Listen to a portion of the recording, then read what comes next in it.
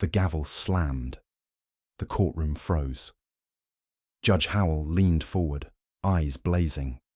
"You're out of line," she barked, her voice slicing through the silence like steel against glass.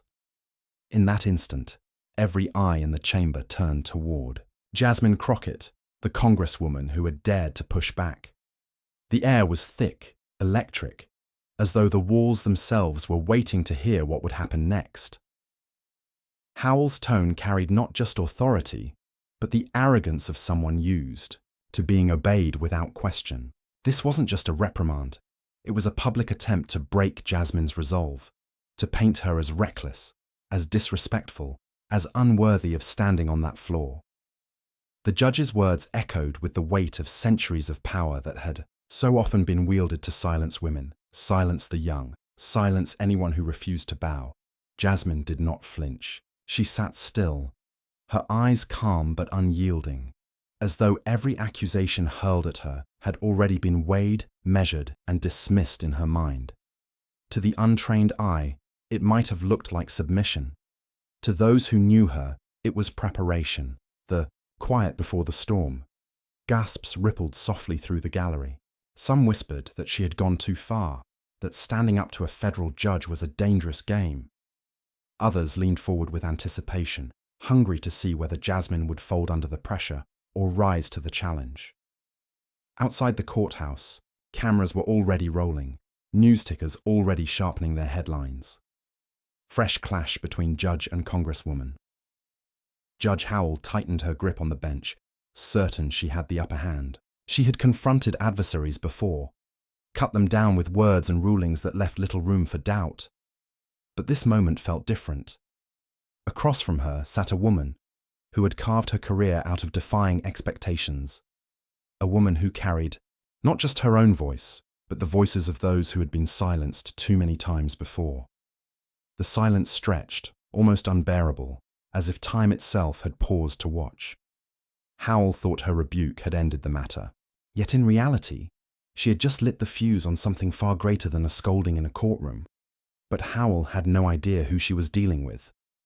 In the moments that followed, it became clear this clash was not a simple courtroom squabble. It was a confrontation loaded with meaning, the kind that reveals the fault lines running through the heart of America. On one side sat a judge, cloaked in centuries of institutional power, determined to assert control with the hammer of authority. On the other stood an elected lawmaker, not just any representative, but a woman of color whose very presence in those halls was a statement of defiance against the old order. The stakes were larger than either woman as individuals. When Judge Howell tried to reduce Jasmine Crockett to a reprimand, she was, intentionally or not, striking at something deeper, the dignity of an elected representative chosen by the people. To dismiss Jasmine was to dismiss the voices of thousands of constituents who had placed their trust in her. This was not merely about courtroom decorum. It was about whose voice gets to carry weight in America's halls of power. And the tension was undeniable. Every camera trained on the exchange captured more than words. They captured body language, unspoken hierarchies, and the raw symbolism of power being tested. Judge Howell represented the old architecture of control, stern, unyielding, steeped in tradition.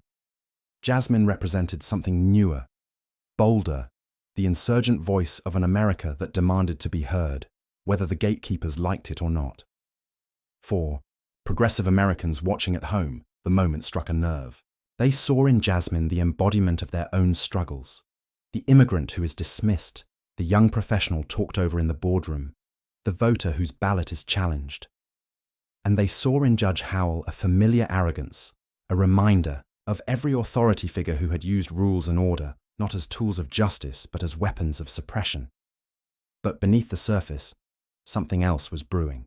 Jasmine wasn't just a representative with sharp instincts.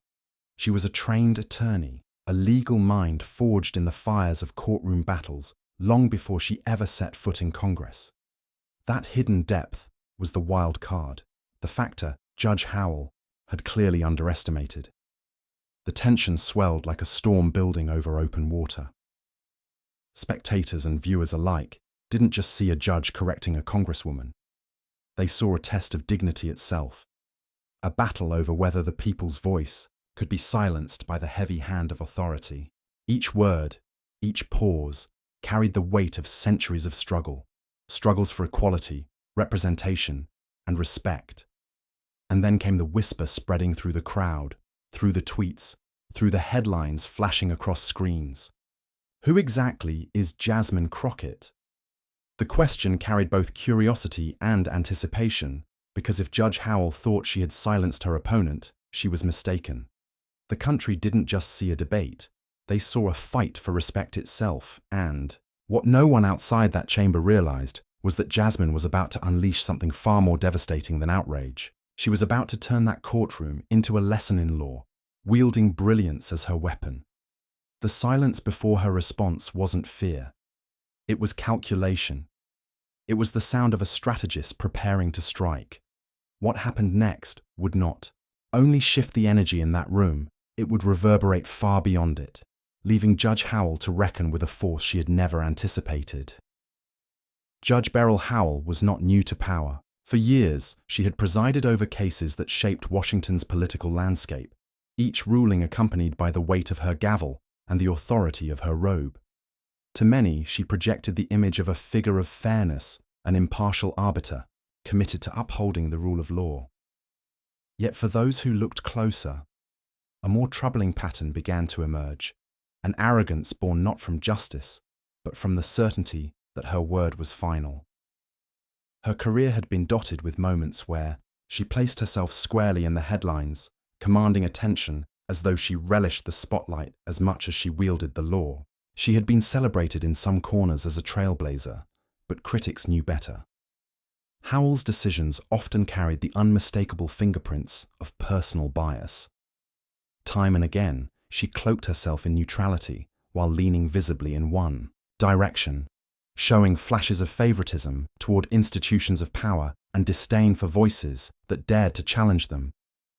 It was this contradiction, this gap between image and reality, that made her so polarizing. Howell frequently spoke about the sanctity of the courtroom, the importance of decorum, and the impartiality of the bench. Yet when confronted with individuals who resisted her authority, she too often abandoned the posture of calm justice in favor of sharpness, interruptions, and public dressing downs. What was supposed to be a space of deliberation became, under her hand, a stage for assertion of dominance. Her critics whispered about rulings that seemed less about the law and more about sending a message. Don't cross me. There were moments when she handed down punishments with a theatrical flourish, as though her gavel was less an instrument of justice and more a scepter of control. Those who had watched her over the years began to note how easily she conflated respect for the law with personal obedience to her authority. To the establishment, Howell was dependable, a figure who could be trusted to keep order, to rein in dissent, to reinforce the existing boundaries of power. To those outside the establishment, she represented something darker, the institutional arrogance that had silenced too many for too long. She was the embodiment of a system that punished the bold while rewarding the compliant, a judge whose sharpest words always seemed aimed at those unwilling to play by her script. And yet, she maintained her public mask well. In interviews, she spoke of fairness, of the burden of responsibility, of the judge's duty to rise above politics. She would lean into lofty rhetoric about integrity, while her record revealed cracks that told another story. Behind the marble walls of the courthouse, her reputation was well known. Quick to anger, quicker still to make an example out of those who dared question her authority. This history mattered because what unfolded with Jasmine Crockett was not an isolated event. It was the latest chapter in a long narrative of Howell's attempts to assert dominance, to remind others of their place. But unlike the attorneys, witnesses, and even defendants who had withered under her glare before, Jasmine Crockett was not so easily intimidated. For Howell, the courtroom was a space where her authority reigned supreme, where challengers were met with swift rebuke. For Jasmine, the courtroom was familiar territory, but one where truth, not intimidation, carried the day. Howell had spent her career perfecting the art of control, but in doing so, She had developed a blind spot. She assumed her adversaries would always play defense. The contradiction could not be sharper. Howell, who claimed neutrality, revealed bias in her every inflection. Howell, who insisted on respect for the institution, often disrespected the individuals within it. Howell, who styled herself as a guardian of order, abused that very role when her power was questioned. And now, in this clash with Jasmine Crockett, the contradictions converged into a single explosive moment. A judge who had built her career on authority alone faced a Congresswoman who carried not just the weight of the law, but the legitimacy of the people's voice. Howell believed she could cut Jasmine down as she had so many before, swiftly, decisively, with no room for response. But this was not an ordinary opponent. This was not an ordinary moment. And as Howell delivered her rebuke, convinced that she had silenced the challenge in front of her, she failed to recognize what everyone else was beginning to see. The arrogance of her authority had finally collided with something far stronger than fear. But her most dangerous mistake? Underestimating Jasmine Crockett. Before Jasmine Crockett ever set foot in Congress, before the cameras and headlines, she was a daughter of Texas, raised in a world where grit and resilience weren't luxuries, they were survival tools. The wide plains and tight-knit communities of her home state shaped her, instilling in her the conviction that no one, no matter how small their voice, should be silenced by the powerful. Her roots were not gilded with privilege. They were watered by hard work, long days, and the unshakable belief that justice was worth fighting for, even when the odds seemed impossible. Jasmine's path began not in politics, but in the trenches of law. Long before her name trended on social media, she walked into courtrooms armed only with a legal pad, an iron will, and the knowledge that her clients, often poor, overlooked, or forgotten, depended on her. She didn't represent the wealthy, corporations, or the elite. She represented the voiceless, the ones chewed up by a system that too often rewarded money and connections instead of truth. In dusty courtrooms across Texas, she cut her teeth as a defender of the underdog. She had faced judges before, judges who looked past her, who doubted her, who underestimated her because of her youth, her gender, or her race. But rather than bend, Jasmine grew sharper. She studied harder, fought longer, and built a reputation as a fighter who wouldn't back down. Her legal battles weren't just about her clients. They were about challenging the system itself. Every case she took carried with it a message. The law belongs to everyone, not just the powerful. There were sacrifices along the way. Nights spent poring over files instead of resting. Days when her bank account was thin, but her docket was overflowing.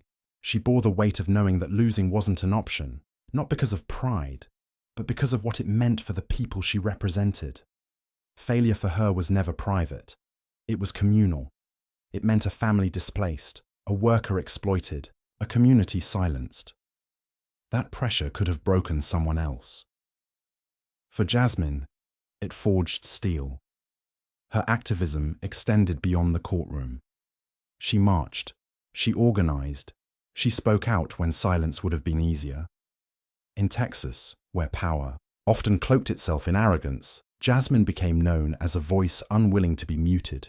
She was not afraid to challenge corruption, to call out hypocrisy, to point a finger at systems that thrived on keeping people down. Her courage earned her enemies, yes, but it also earned her respect.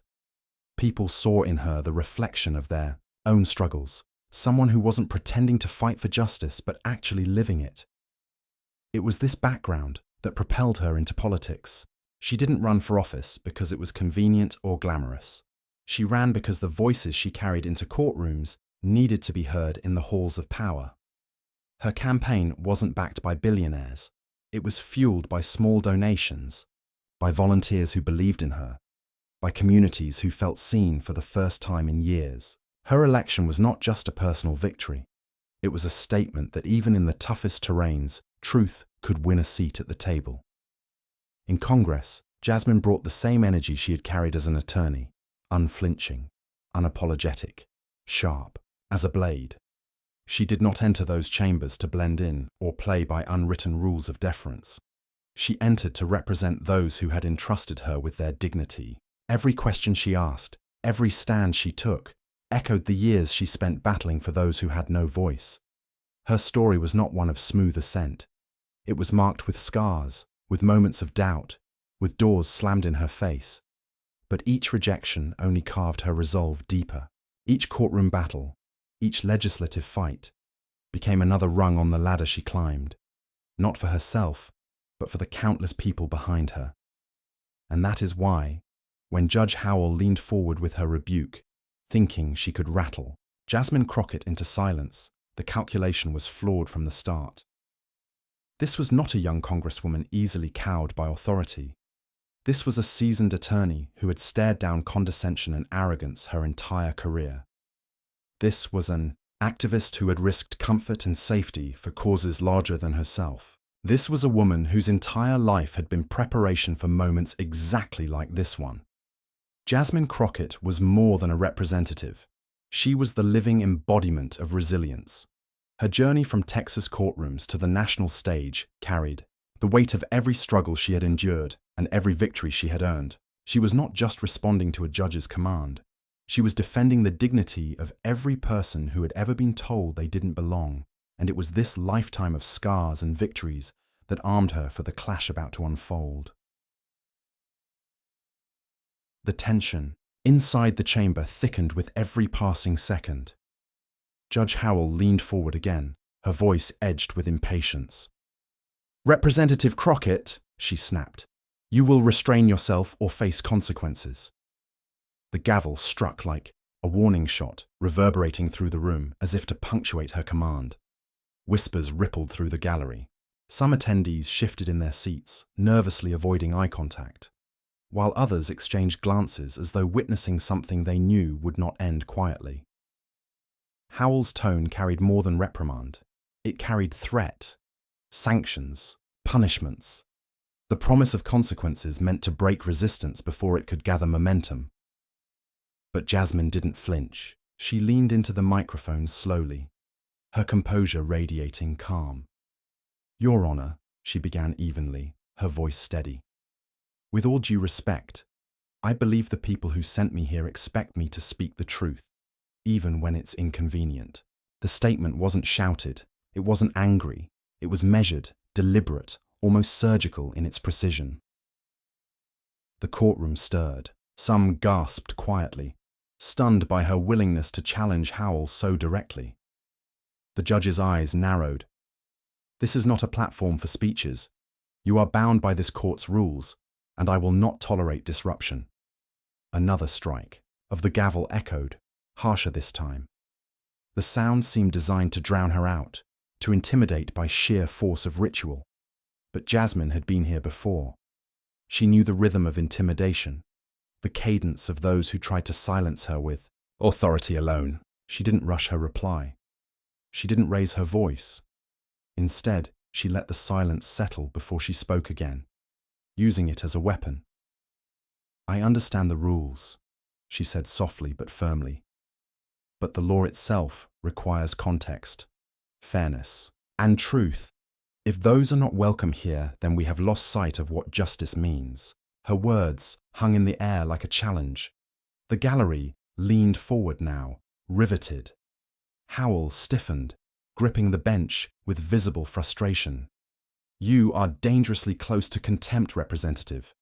Do not mistake your political standing for immunity." The line was sharp, intended to cut, to put Jasmine back in her place. But she only tilted her head slightly, the faintest hint of a smile crossing her face. Not of arrogance, but of someone who had already calculated the ground beneath her. She responded without haste. "I don't claim immunity, Judge. I claim responsibility. Responsibility to the people who trust me to defend them, even when power would prefer silence." The weight of her words drew murmurs throughout the room. Phones were discreetly lifted, notes scribbled, eyes darting back and forth between the two women locked in verbal combat.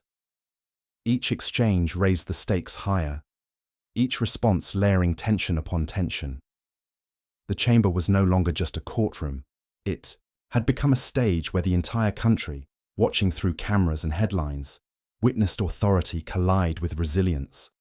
Howell's frustration bled into her tone. "If you continue down this path," she threatened, "you will regret it." But Jasmine remained unmoved. Her calm was almost unnerving, the kind that exposed the cracks in Howell's performance of dominance. Every word she chose seemed sharpened. By years of experience, every pause calculated to keep the judge off balance. And in that delicate balance, the power in the room was shifting, not by volume, but by presence. The tension could be felt in the shallow breaths of the audience, in the way even the clerks at their desks seemed hesitant to move. Every eye flicked between the two figures, waiting for the moment when the confrontation would break open. And then, as Howell prepared to speak again, Jasmine did something unexpected. She stopped. She let the silence linger. Her hands folded neatly in front of her, her eyes locked on the bench.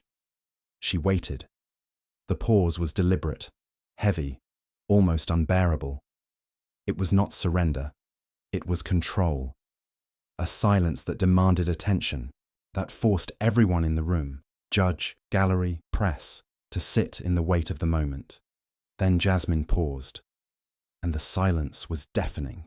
The silence stretched, taut as a wire, daring someone to break it. Judge Howell tapped her pen impatiently, the mask of authority beginning to crack under the weight of Jasmine's calm defiance. Finally, Jasmine leaned forward.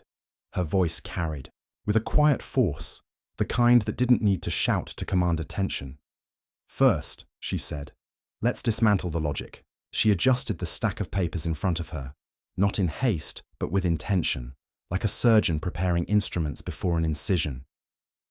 "Your Honor claims this court is no platform for truth, but that assertion itself contradicts the very foundation of judicial responsibility. Courts exist for one purpose: to surface truth and apply it to justice. If a court cannot bear truth, then it is not a court at all. It is a stage for control." The gallery stirred, the tension breaking into audible whispers. Howell's jaw tightened, but Jasmine pressed on. "Second, precedent." She flipped open a binder, her finger landing on a highlighted passage with the precision of someone who had rehearsed this moment her entire life. In United States versus Alvarez, the court ruled that speech, even when uncomfortable, cannot be suppressed simply because it offends authority. And in Texas versus Johnson, the principle was reaffirmed. The government may not prohibit expression simply because it disagrees with the ideas conveyed. These are not my words. These are the Supreme Court's. This is the law. Howell's face flushed with irritation. The gavel twitched in her hand, but she hesitated to bring it down. Jasmine's rhythm was too sharp, too exact, each reference cutting through the judge's posturing like a scalpel through fabric. The audience shifted closer to the edge of their seats. Phones tilted upward discreetly, recording every syllable. Journalists scribbled faster, sensing the headline writing itself. Howell had drawn the lines of battle, but Jasmine was redrawing the battlefield altogether. "And finally," Jasmine said, her eyes lifting to meet the judge's squarely, "your own words." The line hit like a thunderclap. The gallery hushed. Even the clerks froze. Howell blinked, her confidence faltering for the first time. Jasmine continued, her voice steady but piercing. "Not 6 months ago, Your Honor, you wrote in an opinion that, and I quote, 'The integrity of this bench depends upon fairness, impartiality, and respect for those who appear before it.' Those were your words. Yet today, in this courtroom, you've chosen not impartiality but hostility, not fairness but intimidation, not respect but disdain. The contradiction speaks for itself." A gasp rippled across the chamber. Someone in the back let out a low whistle. The weight of the words landed like a hammer, not shouted, not dramatized, but wielded with the precision of lived truth. Howell shifted uncomfortably in her chair. Her fingers tightened around the gavel, knuckles whitening. But for the first time, she didn't strike. She couldn't. To slam down now would be to confirm Jasmine's point. That force, not fairness, was her weapon. The gallery erupted in a low murmur, a restless energy surging through the crowd. Phones lit up brighter. Now, screens glowing with hashtags already forming. Crockett vs. Howell, Truth in Court, Respect the People. Tweets and posts began to spread before the hearing had even adjourned. Digital echoes of Jasmine's words reverberating far beyond the courtroom walls. And Jasmine wasn't finished. "You say I risk contempt," she pressed on. "But contempt is not disobedience. It is dishonor, and dishonor comes not from those who speak truth, but from those who silence it. If this chamber becomes a place where representatives of the people are muzzled, then the contempt is not mine, it is yours." The room exploded with gasps. A few claps even slipped through before being hushed by officers at the door. Howell's face was red now, her composure slipping like a mask in the rain. The authority that had seemed immovable moments ago now quivered under the weight of Jasmine's resolve. "You see, Judge," Jasmine added, her voice lower but cutting sharper for it. "I didn't come here to grandstand. I came here because my constituents, the people who trusted me to carry their voices into these chambers, do not have the privilege of being heard otherwise. And when you dismiss me, you dismiss them. When you try to silence me, you try to silence them. And I will not allow that. Not today, not ever." The final words landed with the cadence of a verdict. The gallery broke into hushed applause this time, unable to contain the swell of admiration. Security shifted uneasily, unsure of whether to quell it or let it flow. Even some journalists, usually bound by restraint, exchanged awed looks. Howell leaned forward, trying to salvage authority. "Order!" she barked, but her voice carried less weight now, like a bell rung too often. "This is highly irregular." But Jasmine, sensing the shift, refused to retreat. "Irregular?" she echoed. "Perhaps, but so was every step in the march for justice. It was irregular for a woman to argue before the Supreme Court. It was irregular for African Americans to demand equal protection under the law. It was irregular for immigrants to insist their dignity mattered as much as anyone else's. History does not remember those who enforced order. It remembers those who spoke truth when it was costly." The chamber vibrated with energy, as if her words carried an electrical charge. Even the court reporter, tasked with neutrality, looked up from her transcript with wide eyes. Howell's lips parted, but no words came. For the first time in her long career, the gavel sat motionless in her hand.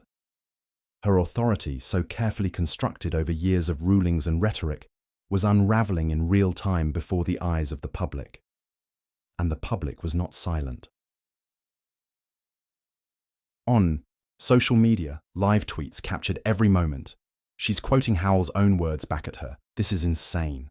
Crockett just destroyed the judge on constitutional grounds. This is bigger than a courtroom. It's democracy itself on trial." Clips began spreading, hashtags climbing, and already networks scrambled to cut live segments. In the gallery, Jasmine's supporters leaned forward, their eyes glistening with pride. Even some who had entered skeptical now found themselves nodding, caught in the orbit of her conviction. It wasn't just a rebuttal, it was a reclamation. Jasmine closed her binder gently, letting the sound of its clasp punctuate the air like the soft click of finality. She didn't raise her hands in triumph. She didn't smirk. She simply folded her papers, her silence now heavier than any closing argument could be. Howell stared down at her, rattled. The gavel that once commanded fear now seemed like a prop, powerless against the tidal wave Jasmine had unleashed. The hearing wasn't over, the fight wasn't done. But in that moment, the balance of power had shifted irrevocably. The people had seen it. The nation had felt it. And Howell, whether she admitted it or not, had lost control. And as the gallery buzzed with whispers, and the digital world roared louder with every second, one truth became clear. Howell had underestimated Jasmine Crockett, and that mistake was already echoing far beyond the walls of this courtroom. The hearing was supposed to be just another day in Washington, an exercise in procedure, a headline for insiders, forgotten by the next news cycle. Instead, it became an earthquake. The moment Jasmine Crockett finished her counterattack, the tremors began to ripple outward, faster than anyone in that room could have imagined. Phones were out before the gavel could fall. Clips of Jasmine's words hit Twitter, Instagram, TikTok, and within minutes, a hashtag began to surge. Crockett Legal Genius. It wasn't manufactured, it wasn't pushed by some campaign staff. It was organic, raw admiration, disbelief, and pride lit up the timelines. By the end of the hour, millions had seen the clip. By the end of the night, tens of millions had. And it wasn't just the usual political corners of the internet. Teenagers reposted it with captions like, "She ate and left no crumbs." Lawyers dissected it in threads, marveling at the precision of her citations. Activists shared it with tears in their eyes, writing, "This is what it looks like when the people fight back." The power of the moment was that it transcended politics. Celebrities weighed in. Musicians, actors, athletes, all lending their voices. One actress wrote, "If I had seen someone like Rep. Crockett when I was younger, maybe I would have believed I could stand in those rooms too." Even late-night comedians picked it up, playing the clip, pausing, replaying, laughing, cheering. The soundbite of Jasmine calmly dismantling Howell's authority became the clip of the week. But it wasn't only fans and allies. Political rivals, even those who had sparred with Jasmine in committee rooms, were forced to admit respect. One conservative commentator, usually quick with dismissive jabs, admitted on live television, "You may not agree with her politics, but what Crockett did in that courtroom was masterful. She knew the law better than the judge." And that's saying something. Everywhere you looked, Jasmine's face was on screen, eyes steady, voice unwavering. For many Americans, this was their introduction to her.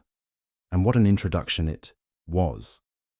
Not a fiery speech on the campaign trail, not a carefully staged photo op, but a live confrontation where brilliance and courage cut through. When the headlines cooled and the social media frenzy found its rhythm, Jasmine Crockett made something clear. This moment wasn't about her. Standing before reporters, with microphones crowding her face, she spoke with a calm gravity that cut through the noise. "This was never about me," she said. "This was about dignity, truth, and the law serving the people, not power serving itself." Those words reframed everything. She refused to let the narrative rest on the drama of a courtroom clash. For Jasmine, the battle with Judge Howell was symbolic of something far larger. A question every democracy must answer. Does authority exist to intimidate or to protect? Her message was simple but profound. Courage outweighs intimidation, and justice must always stand taller than authority. She reminded the country that a robe, a gavel, or a title doesn't make someone untouchable. The law is not an ornament of power. It is a shield for the people.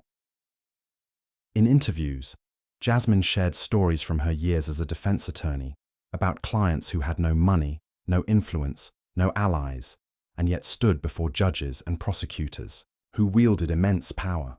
"Too often," she said, "justice becomes a performance where the powerless are silenced. I became a lawyer to change that. I became a lawmaker to protect that mission on a larger scale." Her words resonated. People weren't just cheering for her victory, they were internalizing the lesson. Parents told their kids, "Never let anyone silence you when you're speaking the truth." Teachers incorporated her statement into civics discussions. Activists quoted her on protest signs. And through it all, Jasmine never took the spotlight for herself. Instead, she turned it outward. To the law students who doubted their voices mattered. To the young women told their ambition was too loud. To the working class families who felt the system was stacked against them, her message was for them. You deserve to be heard. You deserve to stand. You deserve dignity, no matter who sits on the bench, no matter what title they hold. In many ways, that was Jasmine's true mic drop. Not the viral clip, not the courtroom showdown, but the insistence that the fight for respect and justice belongs to everyone. Her story became an invitation, a call for others to carry the same courage into their own battles, big or small. By the time the dust settled, even critics conceded something had shifted. It wasn't only Judge Howell who had been challenged. It was the culture of fear and silence that so often pervades institutions of power. Jasmine had reminded the public of an ancient truth. Authority without accountability is fragile. And so, as the viral moment gave way to reflection, a new current of hope began to flow. Jasmine Crockett had shown what it looked like to confront arrogance with preparation, to counter intimidation with intellect, to dismantle power with truth. The resolution wasn't about humiliation or revenge, it was about principle. It was about reclaiming the idea that in America, justice is not supposed to bow to titles or robes. It is supposed to serve the people. Her closing words in one speech captured it perfectly. If one voice can push back, then so can many. If one person can stand tall, then so can a community. Never forget, the law belongs to you. Justice belongs to you. And dignity is your birthright. The crescendo of applause that followed was more than celebration. It was recognition. Recognition that the fight she waged in that courtroom belonged to all Americans. And as the echoes of her words spread across classrooms, living rooms, and halls of power, one truth lingered with undeniable clarity. Jasmine Crockett had turned a clash into a lesson, and a lesson into a movement. Judge Beryl Howell tried to punish Jasmine Crockett. She tried to make an example out of her, to remind everyone who held the gavel. But instead of crushing her, Howell exposed something she never intended. Jasmine's genius, her command of the law, and her unshakable courage. The story didn't end with a scolding. It ended with a reversal. What was supposed to be humiliation turned into revelation. What was framed as punishment became empowerment. Howell may have slammed the gavel, but it was Jasmine who slammed the truth. And now, that moment belongs to more than just a courtroom. It belongs to us. Because this isn't just Jasmine's story. It's about every person who has been told to stay quiet. Every underdog forced to stand before power that thinks it can't be challenged. It's about showing the world that authority without justice is weak, and truth, spoken boldly, is unstoppable. That's why this channel exists. To shine light on these moments. To remind you that standing tall, even when the odds seem stacked, matters. To prove that one person's courage can ripple into a movement. If you believe arrogance should never silence dignity, if you believe justice should serve the people, not intimidate them, if you believe voices like Jasmine Crockett's need to be amplified, not punished, then join us, subscribe, share this story, and keep this fire alive. Because every time truth stands against arrogance, we all win. Judge Howell thought she was silencing a voice. Instead, she helped spark a movement. And now, it's up to us to carry it forward. This is more than content. It's a call. Keep dignity alive. Would you like me to polish this outro into a punchy YouTube script delivery style, shorter sentences, more dramatic pacing, or keep it in this documentary tone?